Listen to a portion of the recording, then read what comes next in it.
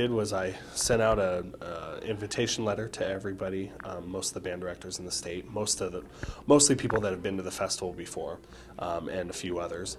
And as I started getting the schedules back in, or the forms, I started building schedules, and just tried to put it in order for something that worked for everybody, and ended up being able to meet everybody's accommodations. I think it's great, and it's very, very necessary because these jazz bands don't really have a lot of places to play. There's not very many places for them to play. And so we're really lucky around this area of the country. We have a jazz festival here. We have one down at Hastings College.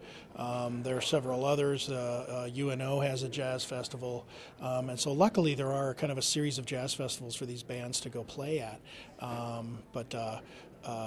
That's what makes them so important, is that there's very few other venues for these bands to play at. There are 18 bands here today. A couple schools are bringing two, and they come all the way from Fremont on the east side of the state to North Platte on the west side of the state. I guess most of the time I just try to encourage them as a group to just really think about their performance, and to give them some really concrete things to work on to get their performance sounded better.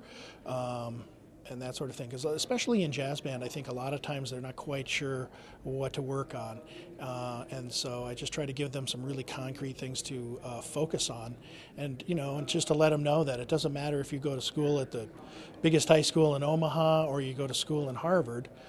The things that they're working on are exactly the same things. There's no reason that kids from a small school can't be as proficient at them as anybody.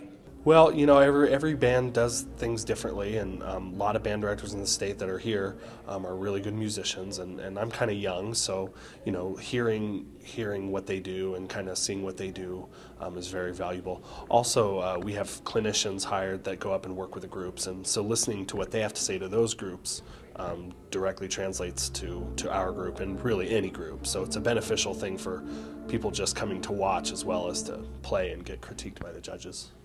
Well, mostly the thing is the swing style, and that's the toughest thing for the kids, because most of the kids don't really listen to a lot of jazz music. It's not really out there as readily as it used to be, and that sort of thing. So the biggest thing is just teaching them the jazz style, which is a little tougher when they haven't heard it very much.